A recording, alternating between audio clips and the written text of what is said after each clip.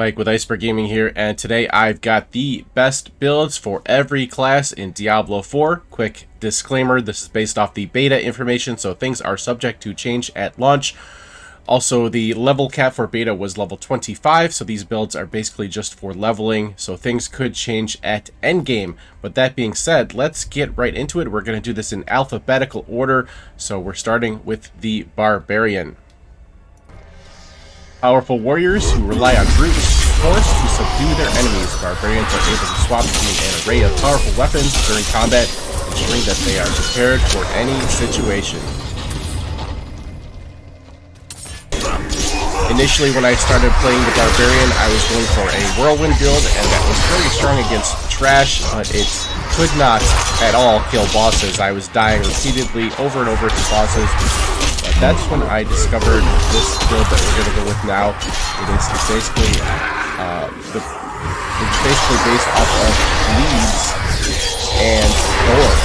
So we're going to rely on bleeding up the enemy and then hitting our defensives and just letting thorns take over. So starting things up at the top of the tree here, we've got Flay.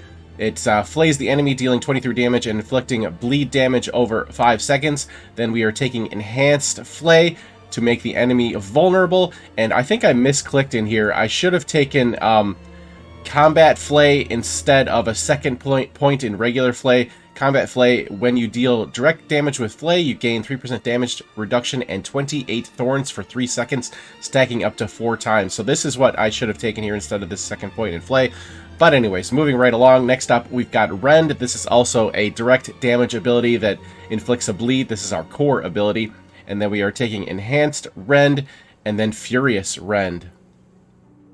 Now moving right along into the defensive tree, we're taking 3 out of 3 Imposing Presence for additional max life.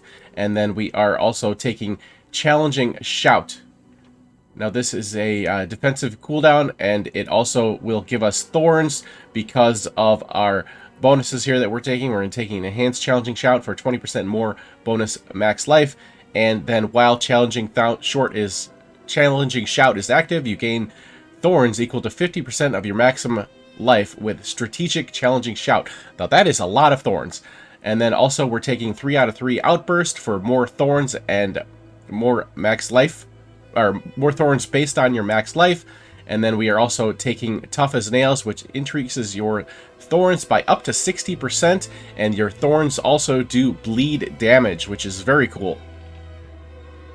Next up in the brawling skills, this is completely optional, but I like 1 point in leap. I also have a point from my item contribution, but 1 point in leap, this is a mobility cooldown. You can use it as a defensive, you can use it as an offensive, just all around great talent in my opinion, but it is optional for this build.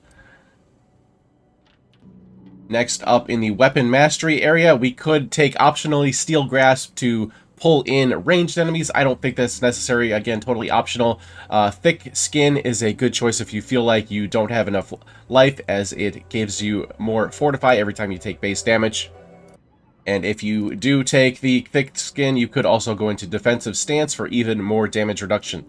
Now we get into our ultimate, and Call of the Ancients is where we want to go here. Very powerful ability. It's going to summon all these guys. The 3 Ancients, if you remember from Diablo 2, we've got Koralik, Talik, and Madawak, and they will come and kill things for you while you stand there and don't die. And obviously, since this is a bleed build, if you go into your passive ability, you're going to want Gushing Wounds.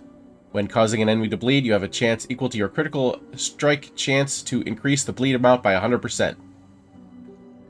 For this next trash mob, I'm going to show you guys just how powerful this build can be. Basically, I'm going to leap into the group, then I'm going to pop my Challenging Shout, and then I'm basically going to let the mobs kill themselves off of my thorns. So here we go.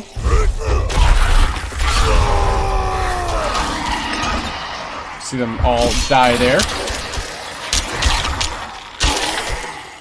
Look at that. Now we've got basically just this little boss left. We can just finish him off real quick. Now the one downside is you will have to take a lot of potions because you'll be taking damage.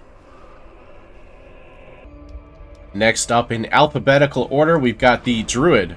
Flexible and resilient druids harness the power of nature to protect life. Druids can shapeshift between cunning werewolf and the powerful werebear to fight their enemies.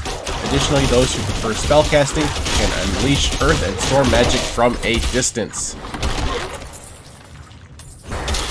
Druid is another one that I struggled with at first, trying to find a good build. None of the builds seem to work. The general consensus among the community is that Druid is underpowered right now, and that was definitely the case for me at first until I stumbled upon this build. I especially had a hard time against the bosses. I was unable to kill them. I tried a werebear, I tried a werewolf, I tried casting. None of it worked until I figured out that you could kind of take advantage of the overpower system with the Druid, and that's where I started to do this build.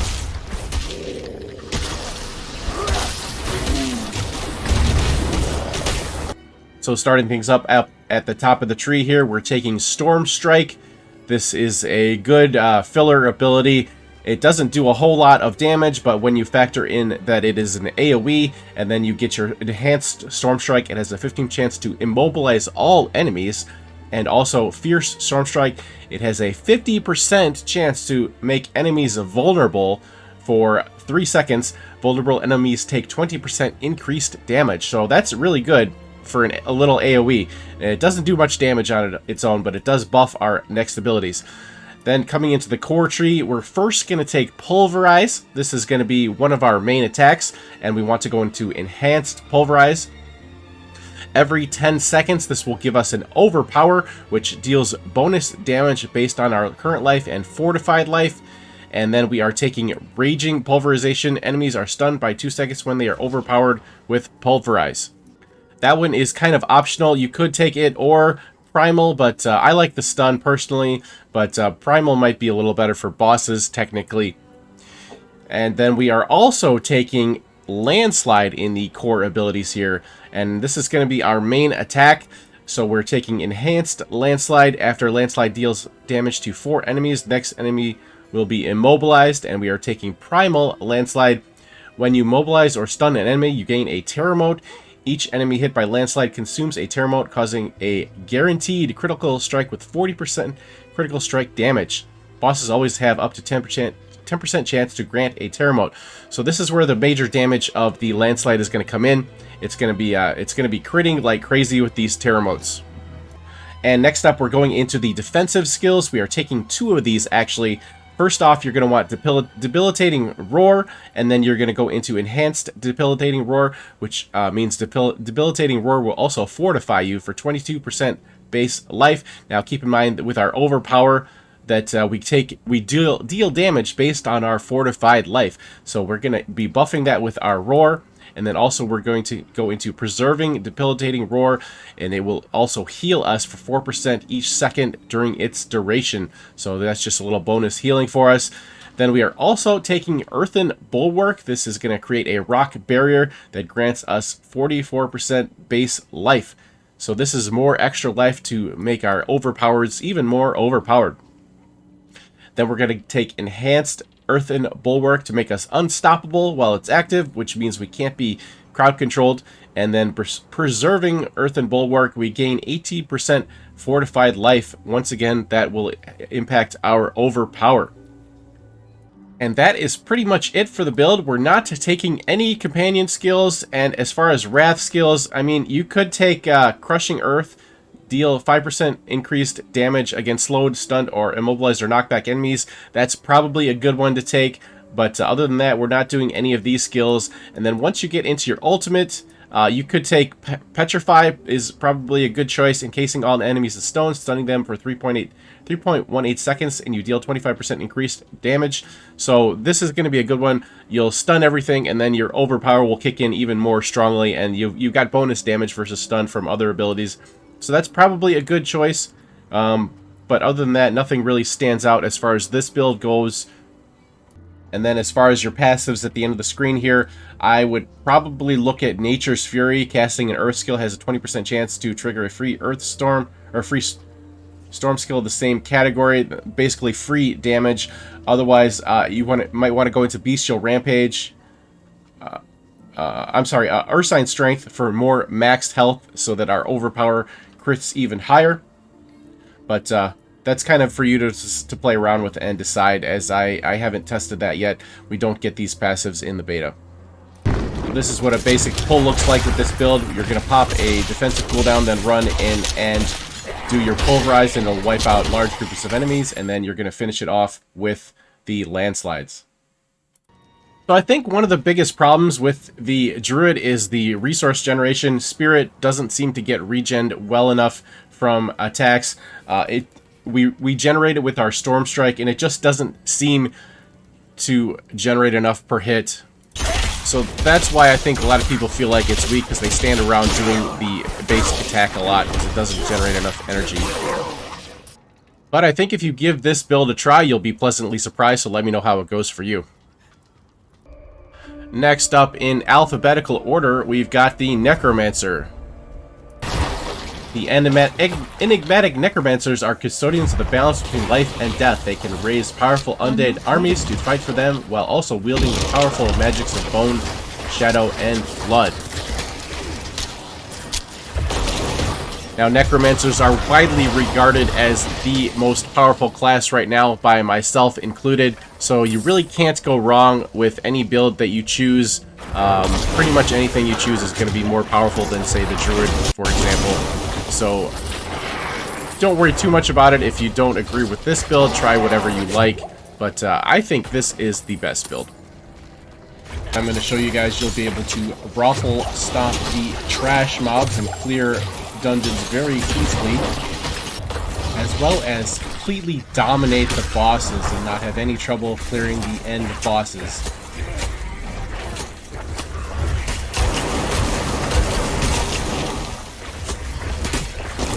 With this build, you'll be able to kill the dungeon bosses without taking any damage at all. Starting up at the top of the tree, you are going to be taking Hemorrhage, and then you're going to be taking Enhanced Hemorrhage and Initiate's Hemorrhage. Now, this ability is your basic left-click cast, and it is going to be responsible for healing you and fortifying you. This is basically giving yourself a shield, so you will never die even if you get hit by things, because you'll constantly be healing and shielding yourself with this build. Next up, going into the core abilities, we are taking Blight, and then we are taking Enhanced Blight and Supernatural Blight. Now, we want the Blight for the AoE, plus the Blight slows our enemies with Enhanced, and then with Supernatural Blight, the minions will do 15% increased damage to enemies that are afflicted with the Blight. So this is going to be very important. Next up, into the Corpse and Macabre skills, we are taking Corpse Explosion and 3 out of 3 in Skeletal Warrior Mastery. This is going to increase the damage and life of our Skeletal Warriors by 45%. And then we're going to go for Corpse Explosion, and we are going to enhance our Corpse Explosion. This is very important. 15% increased radius lets you kill a lot more stuff with your Corpse Explosion, and lets you basically chain kills with your Corpse Explosion. And then we want Plagued Corpse Explosion, deals 10% increased damage to enemies that are slowed. This is going to come into effect later. It is less important, so if you don't want to do this part of the strategy, go ahead and take another rank of Corpse Explosion instead. Next up, moving on to the Curse. We want to get a curse from an item if we can. I got Decrepify from one of my items from the Heroic Aspect Rare Helm, rank 1 Decrepify. So if you can get a curse, get it from your gear, otherwise skip it. Things will be dying so fast the curse won't matter. Also, if you can get it through gear, get Corpse Tendril on your gear, otherwise put a point in it. It is a it targets a corpse and makes veins burst out of the corpse, pulling enemies in and stunning them. And this is going to be where our Plagued Corpse Explosion comes into effect, because we're going to get 10% increased Corpse Explosion damage from the Corpse Tendrils. Now, after that, I recommend you go into Golem Mastery and Army of the Dead. Prime Army of the Dead and Supreme Army of the Dead are also very good choices. But this is about how far you're going to get in the beta. But on live, you're going to keep going into Army of the Dead and max out your Golem Mastery, because this is a summoning build. And then Army of the Dead would be your ultimate ability. And then down here at the bottom of the tree, my recommendation would obviously be Kalan's Edict. This is going to increase the damage your minions do when you do not take damage. Now this is going to be a passive effect. You only get one of these, and this is the one that I would recommend, because the more minion damage, the more better with this build. We're relying on our minions and our corpse explosion to really do the bulk of our damage. Now the basic quote-unquote rotation for this build is we're going to throw out our blight at groups of enemies, and then we're going to rely on our skeletons to kill at least one while we're throwing out hemorrhages to get heals out and throw a little bit of extra DPS. Then once our skeletons have started killing things, we're going to throw out our corpse explosion, and it will chain and just wipe out a huge group of enemies very quickly. Even these large enemies are just no match for the corpse explosions.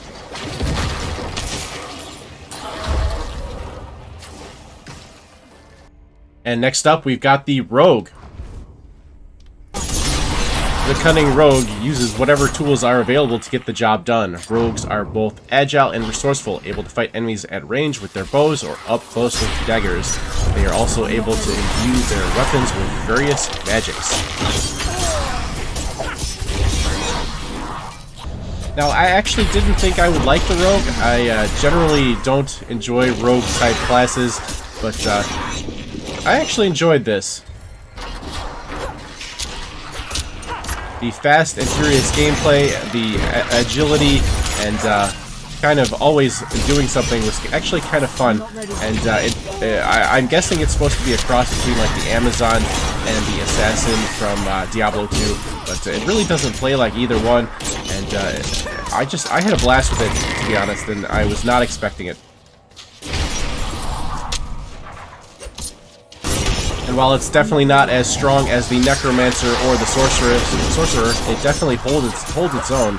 I kind of expected to struggle with it, but once I started doing my current build, I actually was able to plow through content very easily, even the bosses. Not nearly as fast as like the Necromancer, but definitely respectable.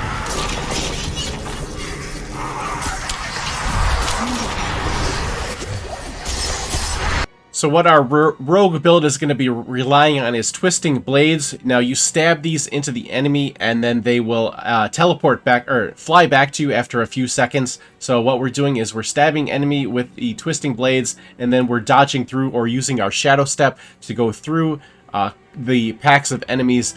And then once the blades return to us, they will wipe out the entire group very quickly. So let's get started with the top of the build here, starting with our basic attack. This is going to be Puncture. We're going to throw our blades a short distance, dealing a couple damage, and we're going to be taking Enhanced Puncture, gain 2 energy when it damages a crowd-controlled enemy, and every third puncture will ricochet up to 2 times with Primary Puncture. Now, I really enjoyed this. I think some people like Fundamental, but I prefer Primary for the bounce. I think it's a lot of fun and can wipe out groups of minor enemies pretty well on its own. And then coming into our core ability, as I said, we're taking Twisting Blades. This is going to be our main attack, and we are taking Enhanced Twisting Blades for 30% increased damage when returning. As I said, this is when they fly back to you after being stuck in the enemy. And then Advanced Twisting Blades. When Twisting Blades return, your active cooldowns are reduced by 1 second per enemy up to 3. So this is going to let us keep our cooldowns going. For example, our next ability is a cooldown Shadow Step. Become unstoppable. Quickly move through the enemies, through the shadows to stab your victim from behind for a large amount of damage and increasing your movement speed. With this, we're taking Enhanced Shadow Step. Damaging an enemy will increase your critical strike chance against them by 8%. And then Methodical. Enemies are stunned by Shadow Step. Now, I like the stun. Again, some people might prefer Discipline for the cooldown reduction, but I like the stun out of this, so that is my recommendation. And then next up, we are going into the Subterfuge skill tree, and we want to go for Dark Shroud. This is going to be our defensive cooldown. You're going to surround yourself with 5 protected shadows, gaining damage reduction per shadow. Now we're also going to take Enhanced Dark Shroud, which means they have a chance to not be consumed. And then countering Dark Shroud turns this into an offensive cooldown. When you have at least 2 shadows up, you gain 10% critical strike chance. Now, this is where the fun begins. In our imbuement skill tree, we're going to be taking Shadow Imbuement, and with it, we're going to be doing Enhanced Shadows, which gives us 25% increased critical strike chance against enemies afflicted by the Shadow. And then we want to go into Blended Shadow. Enemies afflicted by the imbuement become vulnerable, taking 20% increased damage. Now also, we want these 2 side abilities over here. We want at least 1 point in each. Shadow Crash gives us Lucky Hit. Shadow Damage has up to 10% chance to stun the enemy. And then Consuming Shadows, every time you kill an enemy with the shadow damage, you generate 10 energy. This is going to keep your energy full a lot better and let you chain abilities much better. Now, you want at least 1 point in these. I don't recommend a whole lot more than that. It's basically per point in Shadow Crash is only increasing the stun by half a second longer. And then Consuming Shadows, you can maybe go into rank 2 to get 20 energy per kill, but I don't think you need to go all the way to 3. I think that would be a little bit of overkill. And next up for our ultimate ability, I do recommend the Shadow Clone. This will mimic your actions for 15 seconds and deal 60% damage of your damage. So that's basically an additional 60% damage, and we're doing huge amounts of damage, so that's definitely going to be a very powerful skill. Now we can go into Prime Shadow Clone is not that important, but up here in Supreme Shadow Clone, your Shadow Clone deals an additional 20% of your damage. This is going to be huge. That's going to take it up to 80% of your damage. So you definitely want to go for a Supreme Shadow Clone.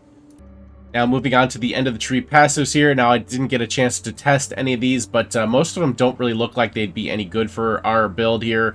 Cutthroat skills we don't really use. Again, Cutthroat skills, I don't think we use any of those. Actually, I guess we do. Our Twisting Blades and our Shadow Step are both Cutthroat abilities. But like I said, I didn't really get a chance to test any of these, but these, I was wrong. These do actually work with our build, but if I had to take a guess which ability would be the best, I would probably go for Victimize. Dealing direct damage to a vulnerable enemy has up to 30% to cause an explosion, dealing 23% of the original damage to surrounding enemies. So this would probably be my guess as to which is going to be the best, but again, we didn't get to play around with these in the beta. Precast our Dark Shroud and our Shadow Imbuement, then we're going to run up and Twisting Blades the enemy a couple of times, and then we will Shadow Step through the group, and then our Twisting Blades will return to us through the group and basically just explode the entire group. So let's take a look here. Bam! And that's how it's done. It also works against tougher enemies, but it really excels versus large groups. And last but certainly not least, we've got the Sorcerer.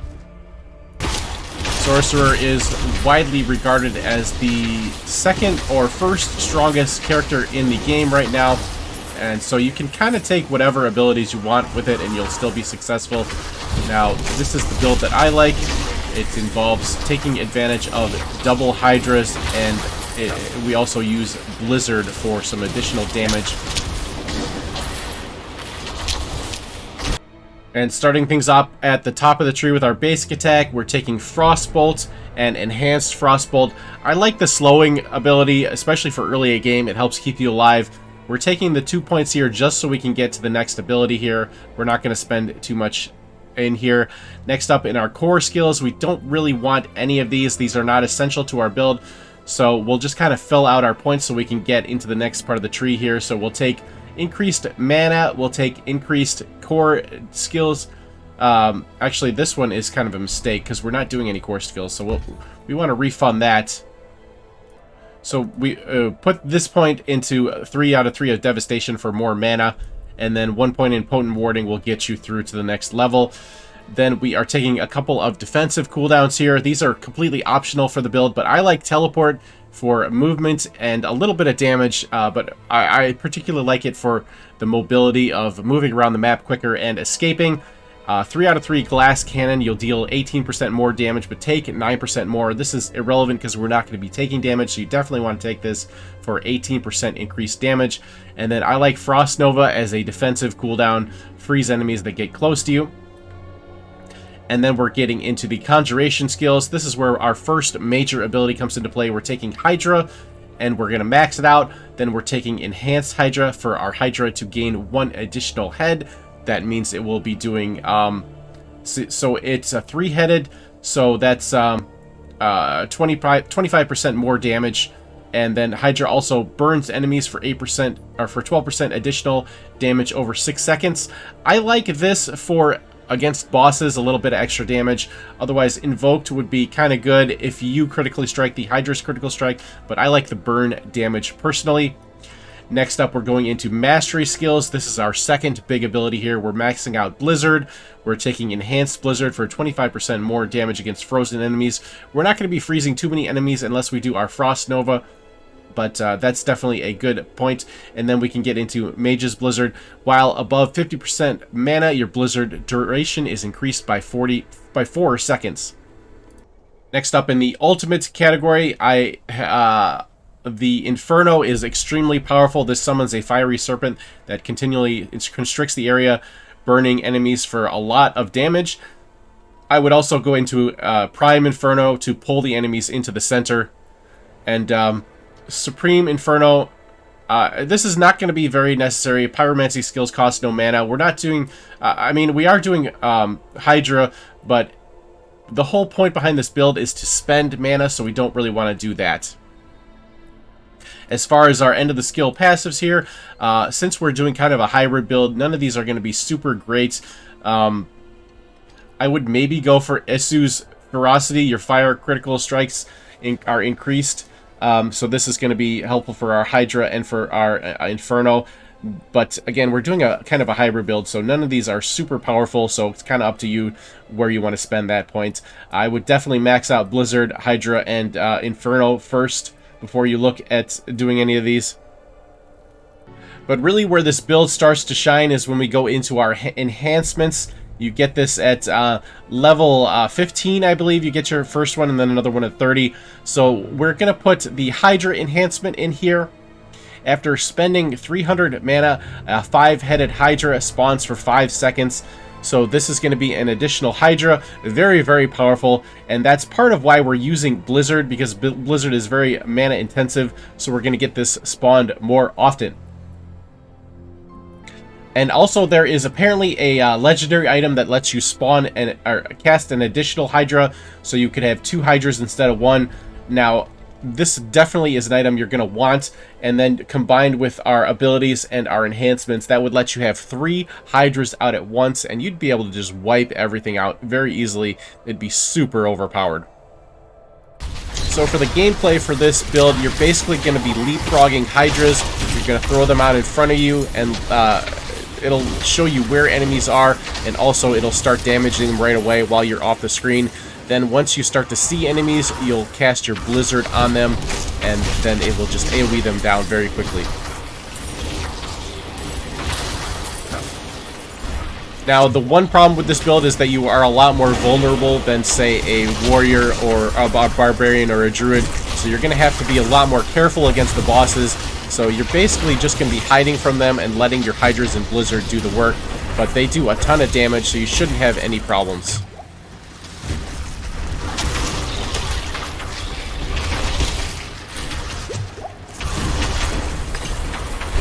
But that's going to wrap up the video. That is, in my opinion, the best builds for all 4 classes in Diablo 4, based on beta information up to level 25.